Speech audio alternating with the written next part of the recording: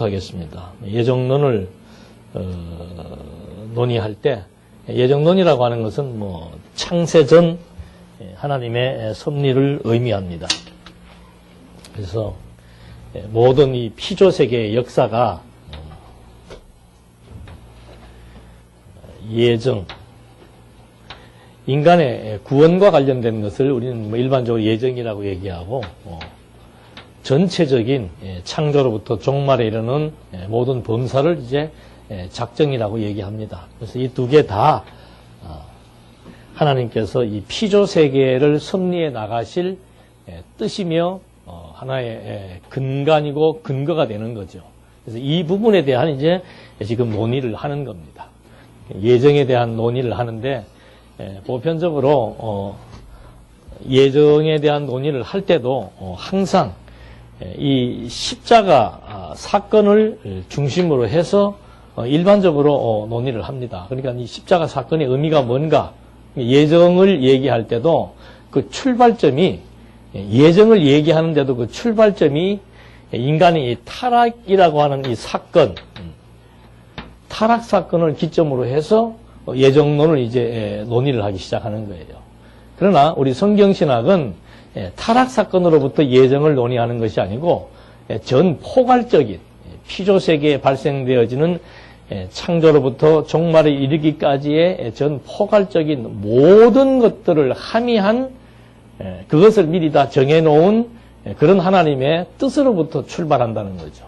그게 이제 엄청난 차이가 나는 겁니다. 그러니까 말 그대로 하나님께서 미리 정해놓은 그 하나님의 뜻이 무엇인가, 뜻의 내용이 무엇이고 목적이 무엇이고, 여러분들 예정론 다 이제 책 다 보셨겠고 공부를 하셨겠습니다만은 예정의 목적, 이런 것들이 이제 중요한 이 출발점이 되는 거죠. 근데 여기는 예정의 목적이 하나님의 뜻을 우리에게 드러내시는 계시를 목적으로 하는 게 아니고 타락으로부터 타락할 것을 미리 알고 정하셨다. 이것이 이제 보편적으로 주장하고 있는 예정론자들의 입장, 그걸 우리는 후택설이라고 얘기합니다. 타락 후 하나님께서 타락을 기점으로 해서 이제 하나님이 섭리하실 것을 정해놓았다. 이것이 이제 후택설에 대한 내용이고, 성경은 타락과 관계없이 뭐 이미 타락 이전부터 하나님께서 되어질 모든 것들을 하나님이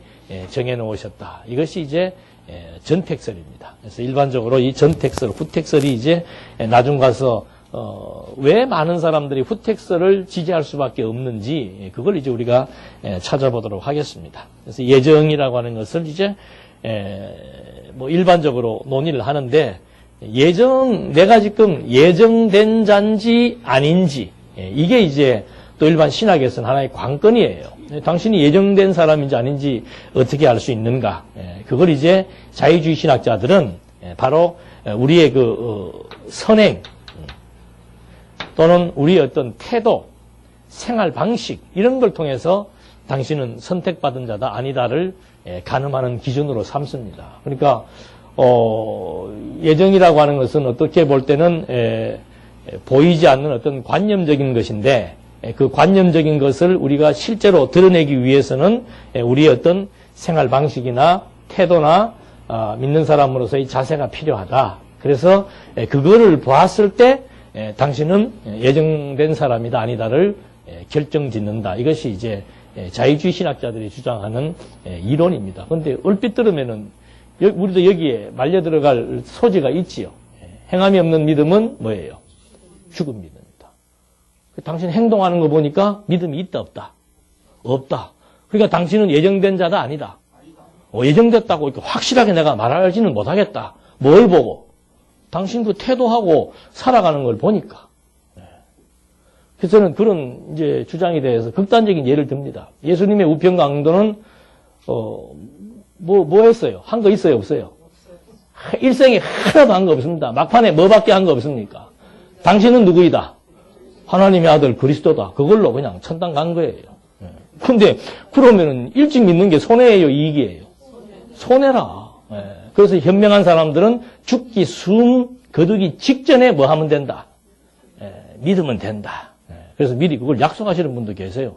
내 먼저 죽을 때 그때 목사님 모셔가지고 내가 의식이 없더라도 믿음을 강조해서 세례받고 어떻게 구원받게 해달라. 제가 옛날에 그 종교교회 그 권사님 한 분 잘 아시는 분이 계셨는데 그때 그 정주영 그 회장의 사모님이 그 교회 아주 터줏대감 오래된 권사님이세요. 그분이 그런 말을 하세요. 우리 정 회장도 죽기 직전에 믿겠다 그랬는데 결국은 못 믿고 가버렸어. 소떼 들고 왔다 갔다 하다가. 그래서 이 행동을 중심으로 해서 예정을 판가름한다. 이건 굉장히 위험한 발상입니다. 그래서 자유주의 신학자들은 이렇게 선행, 예정을 구원받은 예정과 구원을 결부시키면서 구원받은 지에 대한 확신을 선행으로 채택했는데 그 선행의 기준이 뭔가? 그게 율법입니다. 그래서 이 사람들은 아주 도덕적이고 또 윤리적이면서 사회를 향해서 뭔가 희생하고 봉사하려는 그런 이제 이슈를 갖고 신앙생활을 이렇게 권고해 나가는 그런 방식. 그 다음에 로만 가톨릭에서는 예정과 구원을 결부시킵니다. 하나님께서 예정해 놓았다. 누구를 구원받을 자를 예정해 놓고 버림받을 자를 예정을 해놨는데 구원받는다는 것은 반드시 그 치러야 될 통과 의례가 있다. 그게 뭔가? 그게 오늘 우리 했던 그 세례예요, 세례. 근데 여기는 세례뿐만이 아니고 뭐 세례 그럼 7가지 그 의식이 있습니다. 7가지 의식을 통해서 그 중에 제일 중요한 것이 세례와 성찬입니다. 세례는 죄를 씻는 거고 성찬은 그리스도의 피와 살을 먹는 겁니다. 그러니까 이 2가지가 빠지면은 그 사람은 구원받기로 예정된 자가 아니라고 그들의 교리서에 나와 있습니다. 그래서 제가 이번에 그 사권을 썼을 때는 그 사람들이 가지고 있는 그 문헌, 공의회, 우리로 말하면 총회 헌법입니다.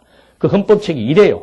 거기에 있는 자료를 그대로 인용을 해서 그 사람들은 그걸 바로 자기의 헌법으로 인용을 해서 세례와 성찬을 아주 강조합니다. 예수를 믿는 믿음만 가지고 구원받는 게 아니고 예정된 자라도 예수를 믿는 믿음에다가 이 세례와 성찬이라고 하는 의식을 반드시 받아야 된다. 이 의식을 바로 집행하는 기관이 교회고 그걸 집행하는 사람이 성직자.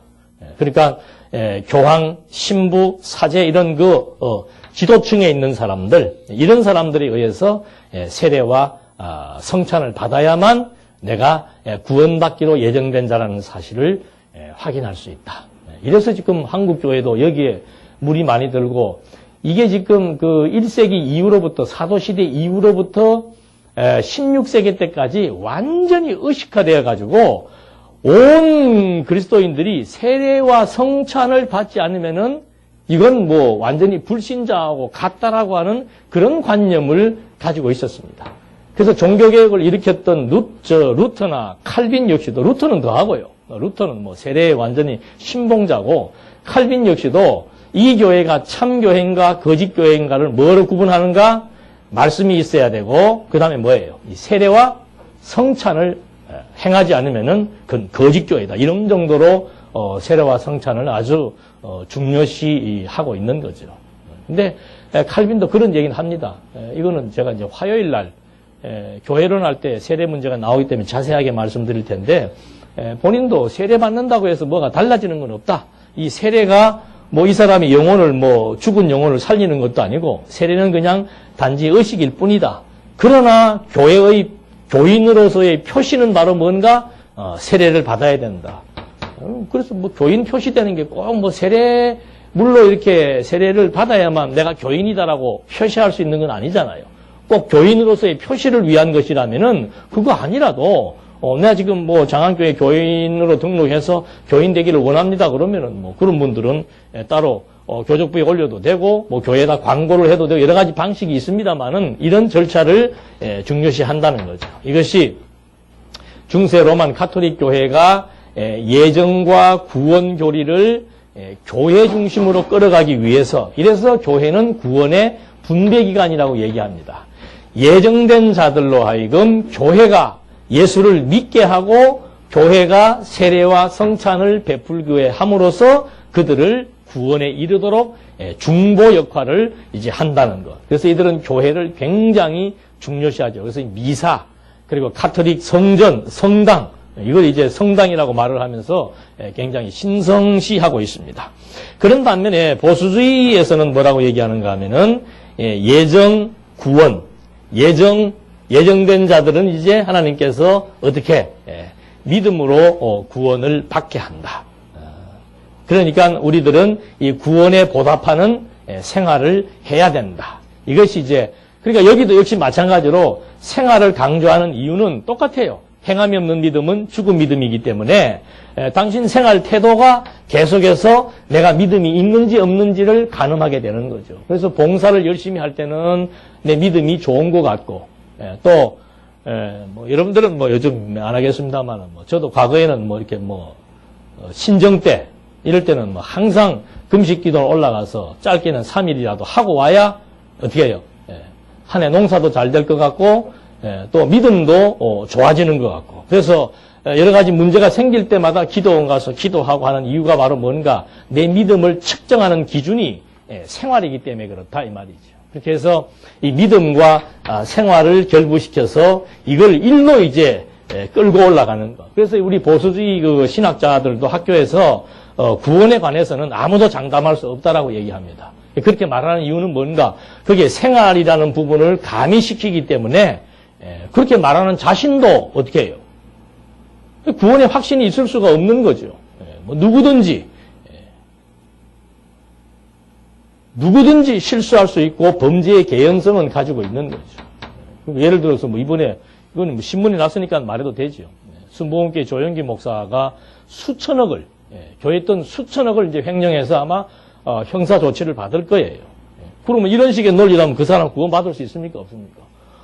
수십만 명의 성도들의 연보를 완전히 횡령해가지고 이 성도들의 영혼을 유린하는 거나 마찬가지죠.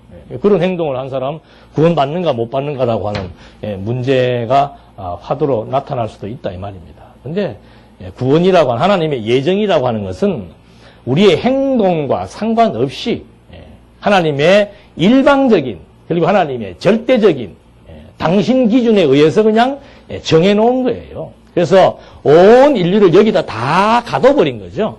똑같이 가둬버려 놓고는 이제 예정대로 선택과 유기, 선택할 자와 버릴 자를 예정해놨는데 그 예정대로 이제 선택한 자들은 그리스도를 믿게 해서 어떻게 해요? 영원한 생명에 이르게 하고 유기된 자들은 어떻게 해요?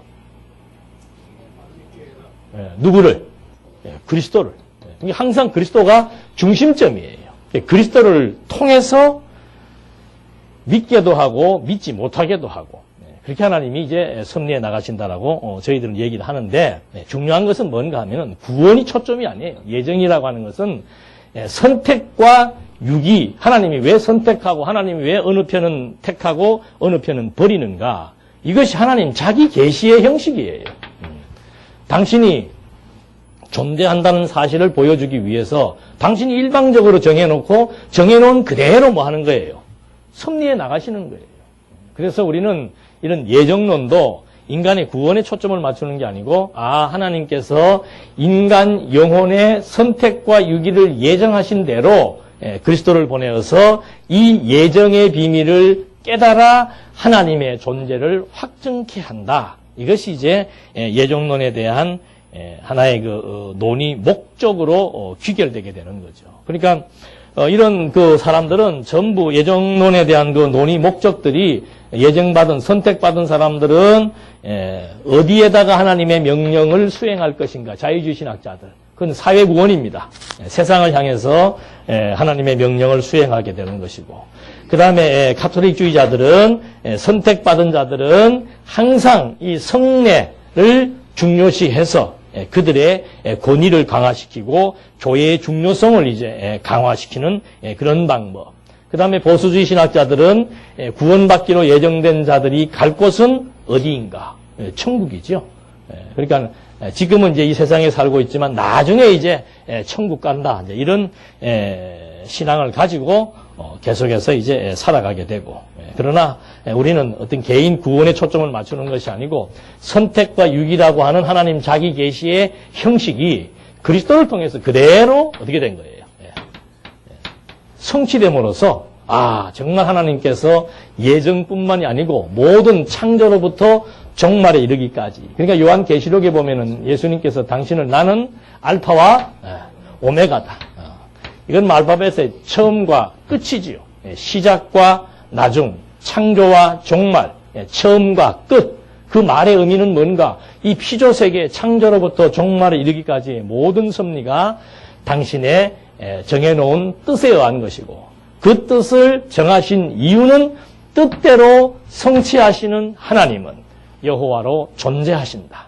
이것이 이제 하나님 예정론과 관련된 우리들의 질문입니다. 그러니까 예정론이 중요한 이유는 뭐 일반적인 신학자들은 인간의 구원과 관련시킨 교리적인 관점에서 중요하다고 얘기를 합니다만은 성경신학은 인간의 구원을 위한 교리적 관점이 아니고 이 작정과 예정대로 하나님께서 뭐 하시고 언약하시고 언약대로 성취하심으로 말미암아 예수가 그리스도이시며 하나님은 여호와로 존재한다. 이것이 이제 예정론이 가지고 있는 중요성입니다. 그리고 이 작정과 예정 교리를 모르게 되면은 창조로부터 종말에 이르기까지의 섭리에 대한 이유, 목적, 그리고 역사관, 세계관 이런 것들이 정립될 수가 없는 거예요. 도대체 이 역사가 왜 이렇게 진행되어지는가? 이스라엘의 역사가 왜 그렇게 진행되어지는가? 또는 이 피조세계가 왜 이렇게 존재하는가? 나는 왜 태어나서 왜 이렇게 살아야 되는가? 그러니까 이 작정 교리를 이해하지 못하면은 뭐 역사, 인생관, 역사관, 세계관 어느 것도 정립을 할 수가 없게 되어 있는 거죠. 그래서 성경적 기독교에 보면은 이게 순차적으로 잘 나와 있지 않습니까? 그 풀어나가는 실마리가 뭔가 하면은 바로 이 작정과 예정이라고 하는 영원 세계에서의 하나님의 사역, 이것을 기초로 해서 피조 세계의 사역이 전부 그대로 성취되고 있다는 것을 우리에게 확인시켜 주는 것. 이것이 예정 신학이 가지고 있는 아주 중요한 의미입니다. 그 다음에 예정에 대한 그 성경적인 근거를 보게 되면은 물론 이제 에베소서 중심으로 좀 이따가 말씀을 드리겠습니다만은 창세기에서 보면은 제일 먼저 어떻게 나누어집니까? 아담 이후에 가인과 아벨이 나누어지죠. 그러니까 이 창세기 초대에 할 때 저도 그런 말씀을 드렸습니다만은 이 성경의 역사는 이거 완전히 계보의 역사예요. 계보의 역사. 그러니까 아담이 가인과 아벨을 놓고 그때부터 이제 뭐를 설명해 나가기 시작하는 겁니까? 아벨 대신에 셋을 주고 셋은 누구를 놓고 누구를 놓고 누구를 놓고가 쭉 나오다가 그래서 그 다음에 아담의 계보는 이러하더라. 그 다음에 노아가 또 등장을 합니다. 노아의 계보는 이제 셈과 함과 야벳으로 나누어지면서 세 계보를 또 설명을 합니다. 그러다가 이제 아브라함을 불러서 아브라함의 계보를 이어나가고 역대기 하에 나가면 이제 완전히 이스라엘 12지파의 계보가 1장에서부터 9장까지 역대기 상이죠. 거기에 쫙 다 설명이 되고 있다가 신약의 마태복음 1장 1절에 와서 뭘 설명하는 겁니까? 이 모든 계보가 누구의 계보이다? 바로 예수 그리스도의 계보이다. 그러니까 이 선택과 유기의 중심점에 누가 있는 겁니까? 그리스도가 있는 거예요. 그래서 이 선택과 유기라고 하는 이 예정론에 대한 성경적 근거는 바로 이 계보를 통해서 하나님이 선택한 계보와 유기된 계보, 버리는 계보. 그래서 아브라함 이후에 이제 이삭과 이스마엘이 나타나고 그 다음에 한 배 안에서 누가 나타나는 거예요? 에서와 야곱. 그래서 우리 그 전텍스를 주장하는 사람들이 이제 성경을 인용할 때 그 쌍태 얘기를 많이 하죠. 하나님께서 그 리브가의 뱃속에 에서와 야곱이 있었는데 아직 태중에서 나오기도 전부터 큰 자는 작은 자를 섬길 것이다 하면서 하나님께서 야곱은 사랑했으나 에서는 미워했다. 이것이 선택론에 대한 성경적 하나의 근거가 됩니다. 그리고 예수님도 오셔서 사역을 하실 때 항상 근거를 제시해 주죠. 내가 와서 이 말을 하는 것은, 내가 와서 이 일을 하는 것은 전부 무엇에 근거한 것이다? 하나님의 뜻을 이루기 위한 것이다. 내 뜻을 이루기 위한 것이 아니고 아버지의 뜻을 이루기 위해 왔다. 그래서 예수의 모든 사역도 작정과 예정에 근거한 것이라고 하는 것. 이에 대한 자세한 내용을 설명한 것이 이제 에베소서에서 보면은 교회의 설립, 그 다음에 성장, 마지막이 뭐죠? 교회의 생활, 신약교회 설립, 성장, 생활을 얘기하는데 사도 바울이 지금 교회의 진리인데 이 교회의 진리가 언제부터 시작된 것이다. 창세 전부터 시작된 것이다. 그래서 그 에베소서 1장 4절 창세전에 그리스도 안에서 우리를 택했다. 그리고 1장 11절에 가니까는 모든 일을 그의 뜻의 결정대로 일하시는 이의 계획을 따라 우리가 예정을 입었다. 뭐 이렇게 해서 하여튼 설립에 있어서도 하나님의 작정과 예정, 교회가 설립. 이게 지금 우리의 선택받은 사람들이 뭐예요? 하나님의 교회지요, 교회. 그래서 이 에베소서에서는 아주 그 창세 전부터 시작된 예정론을 정확하게 설명해주고 있습니다. 한번 여러분들이 시간 되실 때 에베소서를 한번 그 성경 구조에 따라서 한번 이렇게 쭉 읽어보시면은 이게 지금 완전히 영원부터 만물을 에베소 3장 9절에는 영원부터 만물을 창조하신 하나님 속에 감추어졌던 비밀의 경륜. 이게 작정과 예정의 비밀이죠. 그걸 이제 드러내기 위해서 하나님이 그리스도를 보내시고 그리스도로 말미암아 교회를 세우신 것이다. 이런 이제 설명들을 하고 있습니다. 그래서 예정론이라고 하는 것은 이거를 빼고 성경을 강론한다라고 하는 것은 무엇을 무시하고 강론하는 거예요? 근거. 어떤 이론을 전개해 나갈 때는 제일 중요한 것이 뭔가 하면 근거가 있어야 돼요. 그래야 그 이론의 신빙성이 확보가 되는 겁니다. 그 사람이 무슨 주장을 할 때는 그 주장의 근거가 뭐냐. 그래서 그 근거를 정확하게 제시해야 되는데 예정론, 작정론이라고 하는 것은 뭔가 창조로부터 종말에 이르기까지, 창세기로부터 계시록에 이르기까지의 성경을 풀어나가는 데 있어서의 근거가 되기 때문에 이걸 무시하고 성경을 해석하게 되니까 거의 대부분의 성경 해석학자들이 주관적으로 해석을 할 수밖에 없게 되어 있는 거라 이 말입니다. 그러니까 예정론의 근거에서 창세전 그리스도 안에서 하나님께서 뭐 한 거예요? 복 주었잖아요. 그죠?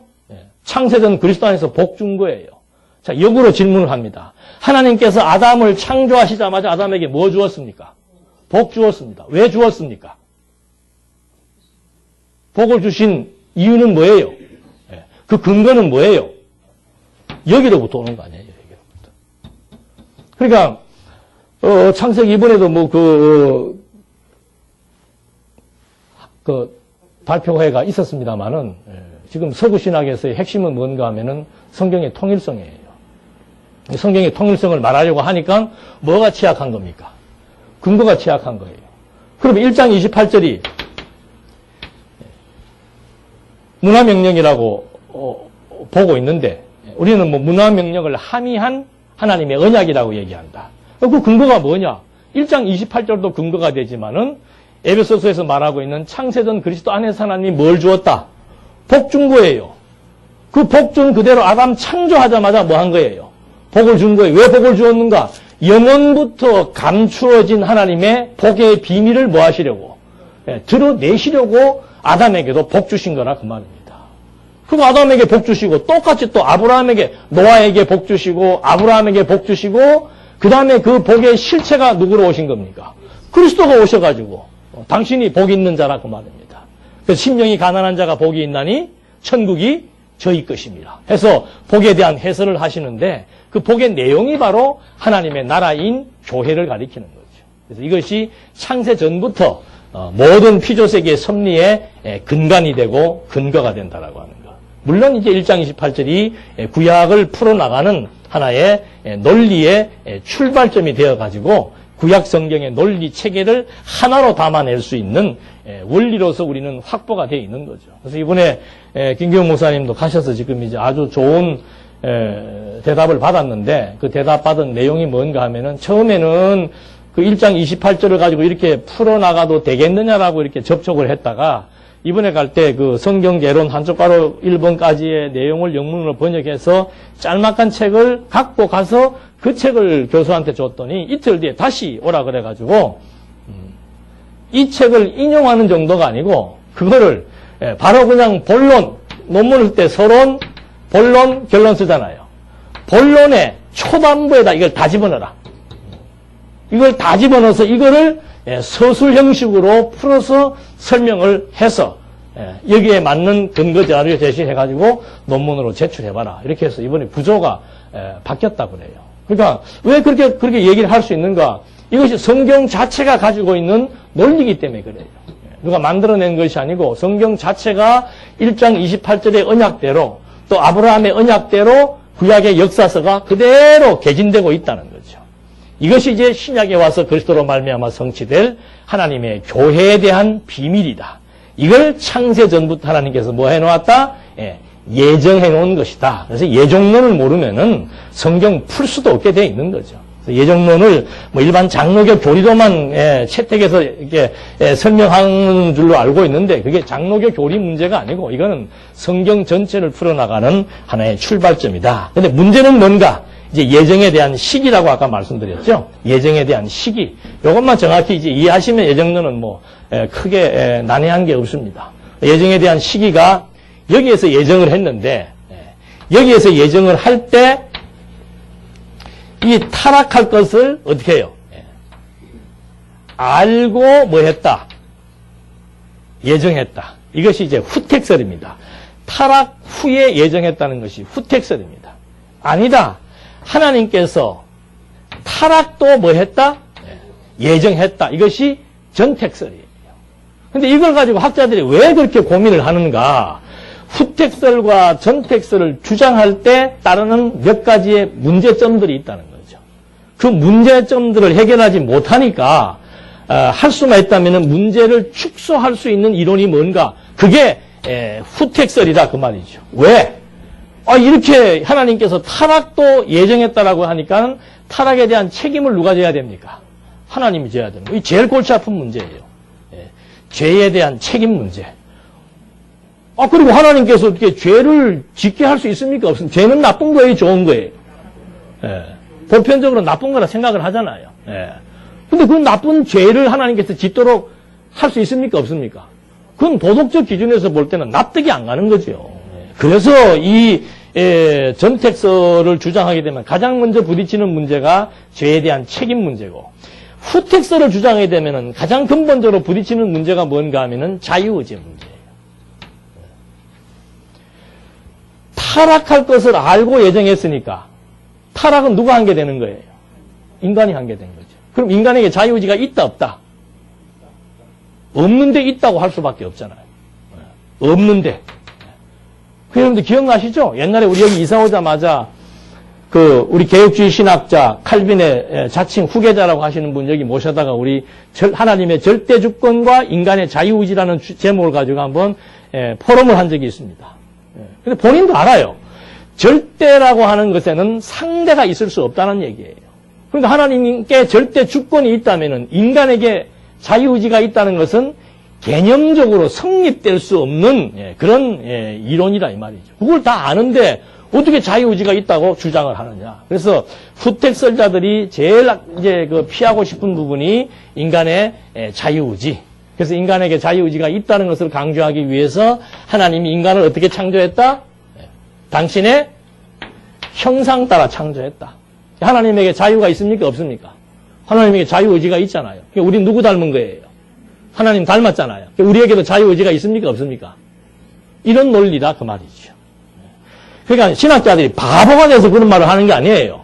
다 자기 내름대로 막 정말 머리가 쉬고 빠지도록 연구해가지고 해서도 지금 답이 안 나오는 그런 부분들을 지금도 안고 살아가고 있는 거죠. 그러니까 이번에 온 이름은 생각이 안 나구만. 바돌로메. 성경이 나오는 그 바돌로메예요. 이름이 한국말로 직역하면. 그 양반도 고민이 뭔가 하면 성경의 통일성은 있어야 되죠. 왜? 그래야만 진리가 되잖아요. 근데 이 통일성이 있다라고 얘기하려니까는 이 성경 자체의 논리를 확보할 수가 없고 그렇게 성경 논리만 정확하게 확보가 되어져서 모든 것이 이렇게 정택설에 의해서 성립되어진다는 것만 알면은 뭐 자유의지니 무슨 책임이니 이런 문제에 대해서도 쉽게 정리가 되는데 그 근본 뿌리를 찾지 못하다 보니까는 이제 자꾸 지역적인 신학적 주제들에 대한 문제들이 난무하게 되는 겁니다. 좀 더 구체적으로 말씀을 드리면은 자, 정택설에 대한 몇 가지 문제를 말씀을 드리면은 정택설의 첫 번째 문제가 뭔가 하면 신학자들이 공무. 하나님께서 인간의 타락이나 뭐 아무것도 없는 데서 이거 예정했다는 거거든요. 전택설은 타락 이전에 예정했다 이 말입니다. 그런데 아무것도 없는데 지금 그런 질문을 합니다. 아무것도 없는데 뭘 선택하고 버리고 하냐 이 말이죠. 아무것도 없는데. 그래요 안 그래요? 뭐가 있어야 이러고 저러고 얘기를 할 텐데 아무것도 없는데 뭘 이러고 저러고 하냐 이 말이죠. 그래서 이런 질문을 하는 사람들은 창조도 아무것도 없는 데서 어떻게 했다? 하나님이 무에서 유를 창조했다라고 주장을 할 수밖에 없는 거예요. 하나님에게는 아무것도 없어요? 모든 것이 있어요. 우리가 못 볼 뿐이지. 아까 우리 장로님 기도하실 때도 바람은 눈으로 보이지 않지만 어떻게 해요? 낙엽이 흔들리는 걸 보고 어떻게 해? 또 우리의 피부를 통해서 바람이 느껴지는 것처럼 피조세계라고 하는 것은 감각적으로 또는 시각적으로 형상화되어졌을 때 우리가 확인할 수 있지만 내가 감각적으로 시각적으로 보이지 않는다고 해서 없다라고 말할 수 있습니까? 없습니까? 그건 바보들이 하는 소리예요. 내가 모른다고 해서 아니라고 말할 수 없는 거고 내게 안 보인다라고 해서 없다라고 말할 수 없는 것처럼 하나님께서는 이게 영혼세계, 영혼세계라고 하는 것은 시간, 공간, 형상의 모든 것들을 다 내재적으로 함의하고 있는 거예요. 그러니까 모든 것들이 그 본질 안에서 존재하는 거예요. 존재하는데 여기는 이제 이걸 모르니까 나타난 것은 어떻게 해요? 보이지 않는 것으로 말미암는다고 히브리서 기자가 얘기하고 있잖아요. 바울도 얘기하고 있고. 그걸 이제 모르고는 나타난 것으로부터 모든 것들을 인지하려고 하는 사고를 가지고 있으니까 이 세계는 아무것도 없다라고 생각을 하는 것이죠. 그런데 공무가 아니에요, 공무가. 모든 물질에, 그리고 여기를 우리는 근원이라 그러는 거예요. 근원. 또는 본질. 여기는 뭐예요? 현상이라고 얘기하는 거예요. 현상. 근데 이제 실제는 뭐가 실제예요? 여기서 볼 때는 이게 실제인 것 같지만은 여기서 볼 때는 뭐가 실제예요? 이게 실제고 이게 뭡니까? 허상이에요, 허상. 그러니까 우리가 이 세계를 알면은 이게 이제 그래서 솔로몬의 기자가 이걸 다 뭐라고 얘기해요? 허상이 헛된 거예요. 결국은 다 벗을 것이고 썩을 것이고 그렇게 설명을 하고 있는 것처럼 이 공무는 선택이 불가능하다라는 그 질문은 이제 우리가 얼마든지 공박을 할 수 있습니다. 두 번째 질문이 뭔가 하면은 죄에 대한 책임 문제입니다. 하나님께서 인간의 타락을 예정했다면은 예정한 하나님이 죄에 대한 문제를 책임져야 된다. 이거는 이제 두 번째 문제. 이것도 짤막하게 말씀드리면은 책임이라고 하는 것은 무슨 관계에서 주어지는 용어라 그랬습니까? 상대적 용어예요. 그러니까 이 절대자라고 하는 이 절대의 용어 개념만 정확히 이해를 해도 아니 내가 지나가는 개미 밟았다고 해서 개미의 죽음을 내가 책임집니까? 똑같은 피조물인 관계에서도 힘이 막강한 인간이 그 지나가는 뭐 개미 하루살이 하나 이렇게 잡았다고 해서 하루살이의 죽음에 대해서 내가 책임을 지고 뭐 통해 자복을 해야 되고 뭐 하루살이 장례를 치러야 되고 이래야 되는 거예요? 아니잖아요. 근데 우리는 그렇게 비교한다면은 하나님 앞에 우리는 하루살이보다 못한 뭐예요? 먼지예요, 먼지. 티끌이요, 먼지예요. 거기다 하나님의 생기를 불어 넣으니까 지금 이런 모양과 형태를 지니고 잘난 척하고 사는 것 뿐이지 근본은 다 흙에서 온 것이고 하나님의 생기가 주어지지 않는다면 아무것도 아닌 것이죠. 그래서 마지막에 이거 다 체질을 풀어버리는 거예요. 피조세계의 모든 기운을 하나님이 풀어버리니까 하늘이 두루마리 말리는 것처럼 말려 들어가는 것이고 인간의 몸도 마찬가지예요. 하나님의 그 기운 뽑아버리면 바로 뭐 되는 거예요? 물질 되는 거예요. 물질. 그래서 시체라 그러잖아요. 시체. 그 땅에다 묻으면 다 썩게 돼 있는 거죠. 근데 머리는 안 썩더만요. 우리 부대에서 한번 그 부대 안에 있는 그 묘 하나 이장하는데 보니까는 막 오래된 그건데 아침부터 점심시간 전에 이런 말 하면 또 머리가 장발로 돼 있더라니까. 남자인데 머리가 장발로 돼 있고 이가 그대로 다 있어요. 그래서 오래돼도 아마 이 가지고 다 유전자 검사하고 하는 모양인데 이런 육체 덩어리 이런 것들은 뭐 금방금방 다 부패하고 썩지요. 그리고 해골이라도 있어야 나중에 부활할 때 자기 해골 찾아가지고 다시 던집을 거 아니에요? 이거 그냥 농담을 한 소리입니다. 또 너무 진지하게 들어가지고. 그래서 이 전택설이 이제 이런 죄에 대한 책임, 이거 제일 골치 아픈 문제예요. 죄에 대한 책임 문제. 그 다음에, 죄도 없는데, 여기는 전택설은. 그러면 타락하기 이전에 정했다면 죄도 없는데, 죄 있는 자로 설정한다는 것은 그 모순이지 않는가. 하나님께서 죄 짓기 이전부터 하나님이 뭐 한 거예요? 누구는 취하고 누구는 버린 거예요. 이게 정당한 겁니까? 부당한 겁니까? 부당하죠. 아무 죄도 없는데 왜 누구는 버리고 누구는 취해요? 차라리 죄가 있다면은 죄를 보고 어떻게? 또 그것도 마찬가지예요. 그 죄를 지었으면 다 똑같이 지은 거예요? 따로따로 지은 거예요? 다 아담 안에 다 똑같이 아담과 같은 공범죄란 말입니다. 그럼 똑같은 죄인들인데 왜 그 똑같은 죄인들에서 그럼 누구는 여기는 그 질문 하는 겁니다. 죄도 없는데 왜 누구는 취하고 버리냐 이런 질문이 나오는 거고 여기는 뭔가 그럼 죄가 있는데 그럼 왜 누구는 취하고 버리냐 똑같은 얘기예요. 그런 이제 문제들이 제기되는 거죠. 죄가 있는데 누구를 취하고 버리든 죄가 없는데 죄인이라고 의인이라고 규정하든 그게 부당합니까? 합당합니까? 그래서 바울은 긴 말 안 해요. 비유를 들어도 너무 적절한 비유를 들어요. 그게 무슨 비유예요? 토기장의 비유지요. 창조주라고 하는 말 속에는 엄청난 뜻이 다 함의되어 있습니다. 창조주라고 하는 말 속에는. 그러니까 창세기 1장에도 태초에 하나님이 천지를 창조하십니다. 요한복음 1장 초반부에도 태초에 말씀이 계신데 이 말씀이 곧 하나님이며 이 하나님이 모든 세계를 뭐 했다? 창조했다. 창조한 그분 안에 뭐가 있었다? 생명이 있었다. 그러니까 이 피조세계라고 하는 것은 완전히 하나님의 그 생명의 표현이고 생명의 능력의 기운의 계시체예요. 그러니까 이런 모든 것들이 결국은 누구 마음대로예요? 창조주, 생명의 근원 대신 절대자이신 창조주 자기 마음대로 뭐 죄가 있든 없든 상관없이 당신 마음대로 하는 거예요. 그게 당신을 드러내시는 절대자의 계시 형식이라 이 말입니다. 그러니까 상대자의 입장에서는 이해가 안 가죠. 상대적 관계에서는 뭐가 있어야 그걸 따라서 결정을 해야 이것이 옳다 그러다를 말할 수가 있는데 이렇게 하지 않고 그냥 일방적으로 해버리는 거죠. 이게 절대자의 특성입니다. 절대자의 특성. 있든 없든 보이든 안 보이든 행하든 행하지 않든 상관없이 당신의 절대 주권에 대한 계시 방식이 뭔가 당신 마음대로 선택하고 당신 마음대로 버리는 거예요. 무엇과 상관없이 죄와 상관없이. 여기는 죄와 상관이 있다고 말했을 때도 똑같은 문제에 걸리게 된다고 말씀드렸습니다.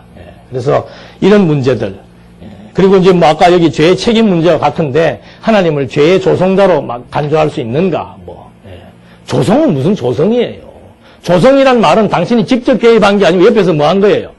분위기 잡아주는 거예요. 분위기 잡아주는 거. 하나님은 분위기만 잡아요? 아예 그냥 당신이 다 집행해 버리시는데. 그래서 이런 부분들을 강하게 말을 할 수 없는 부분. 이것 때문에 이론상 전택설이 맞지만 전택설을 주장하지 못하게 되고 그 다음에 하나님께서는 이거 너무 또 유기, 선택과 유기를 얘기하면 선택은 좋은데 유기를 또 너무 열정적으로 섭리하시는 것이 아닌가. 버리는 거는 막 대충 버려도 되는데 막 버리는 것도 여기서 어떻게 버립니까? 확실하게 버려요. 좀 이렇게 뭐 안 좋은 거는 하나님이 좀 이렇게 대충대충 눈 감아주고 넘어가면 우리도 하나님에 대해서 설명하기도 좋고 이해시키기도 좋은데 이건 무슨 막 쓸어버릴 때는 온 인류를 어떻게 해요? 8명 남기고 다 쓸어버리고. 잘못은 이방민족이 잘못은 유대인이 했는데 치기는 누굴 또 쳐요? 이방인을 쳐버리고. 뭐 이런 것들이 신학자들은 참 하나님을 좋으신 분으로 설명하기에 힘든 하나님의 행동이 조금 마음에 예측이 불허한 그런 식으로 생각하게 되는 겁니다. 그래서 이거 모르면 예측불허하죠. 이거 모르면. 우리는 이걸 아니까 모든 역사에 대한 흐름을 알 수 있고 방향을 알 수 있고 목표를 알 수 있고 의미를 알 수 있는데 이걸 모르면 역사에 대해서 예측불허지요. 나타나지는 발생되어지는 모든 사건에 대해서도 예측불허이고 더더군다나 욥기 같은 경우 이해 못해요. 보편적으로 인과응보 아닙니까? 잘하면은 상 주고 잘하면은 복 주고 못하면은 벌 주는 거. 이거는 인간이 정해놓은 기본적인 하나의 철칙이에요. 근데 하나님은 어떻게 일하시는 거예요?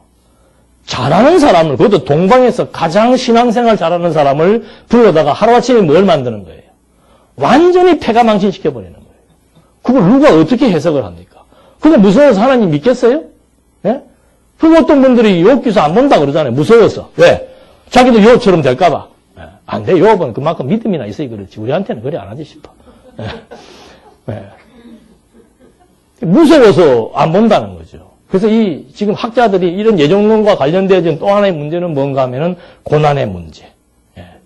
그리고 하나님이 고난까지도 그러면 딱 그렇게 정해놓고 승리해 나가실까? 이런 문제. 전택설은 아주 풀지 못하는 문제들이 산재해 있기 때문에 학자들이 회피를 합니다. 그러나 후택설은 이제 뭐 꼭 그런 것보다는 이제 자유의지를 통해서 제일 그 문제가 되는 죄에 대한 책임 문제를 해결할 수 있고 또 하나님에 대한 그 절대적인 좋지 않은 유기에 대한 부분들도 인간의 타락을 중심으로 풀다 보니까 조금은 피해 나갈 수가 있고 이런 부분 때문에 대부분의 많은 신학자들이 후택설을 지지를 하고 있는 겁니다.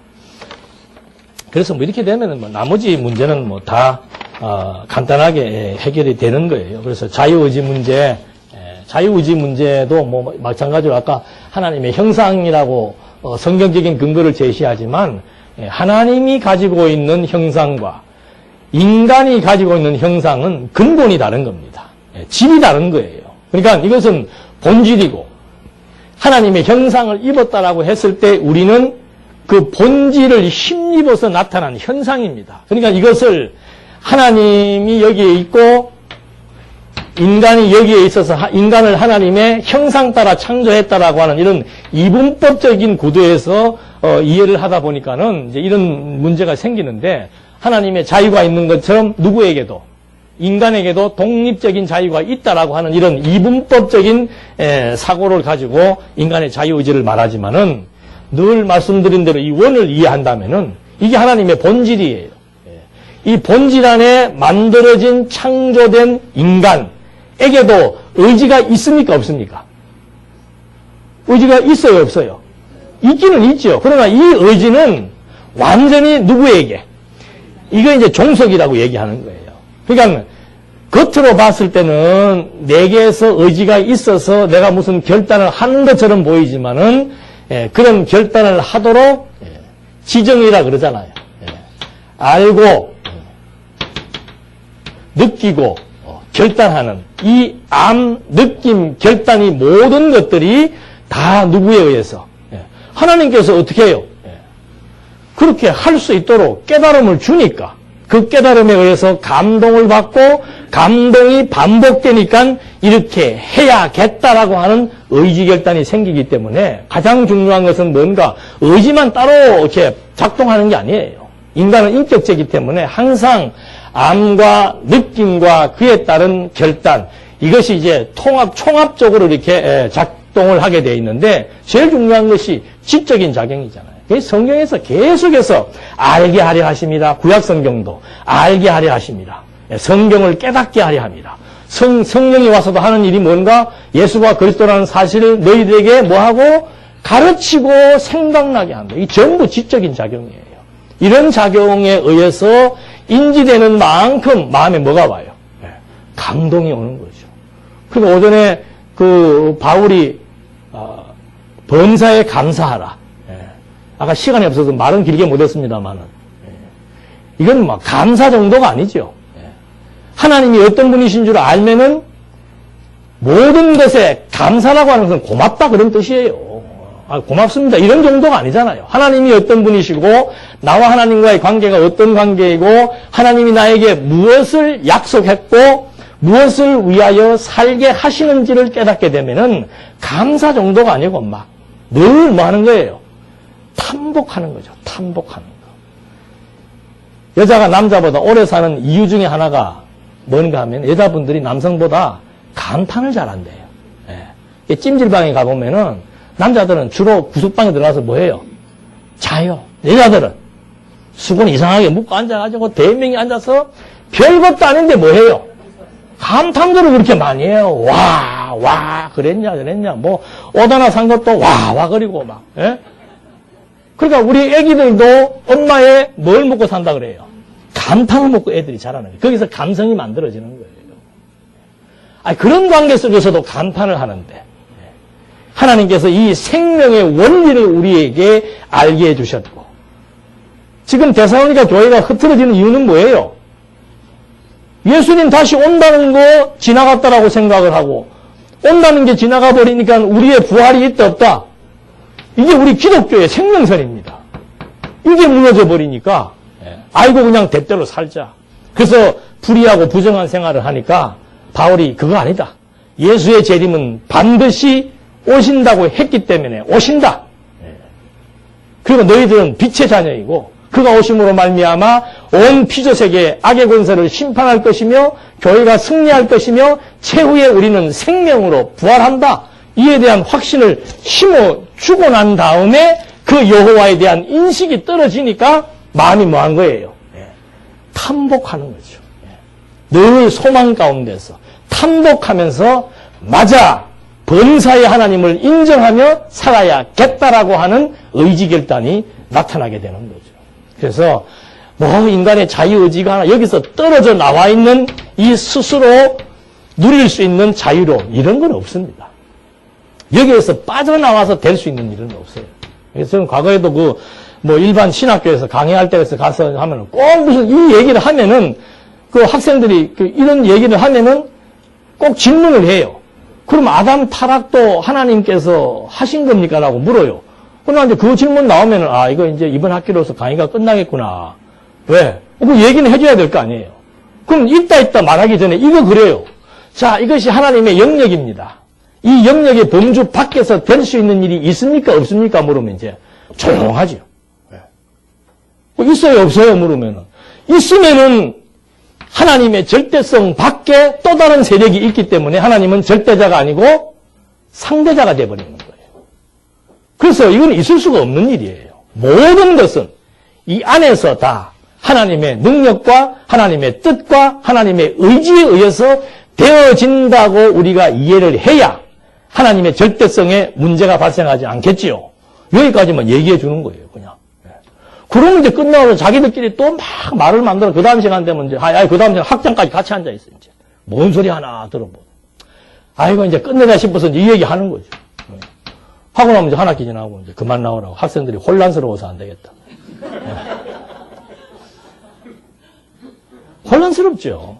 이 말을 하려고 한 게 아니고 이 원리를 성경 가지고 저 원리를 쭉 창세 전부터 풀어나가면은 이상하게 그런 생각 들어요. 그러니까 고민을 했다는 얘기죠. 그래서 우리는 쉽게 얘기를 하지만은 이 자유의지에 대한 문제, 그 다음에 두 번째가 죄에 대한 책임에 대한 문제. 예정론을 주장할 때 발생되어지는 또 하나의 문제는 뭔가? 삶에 대한 질의 문제. 하나님이 다 하게 하셨다. 나는 해도 된다, 안 된다. 그게 이원론이에요.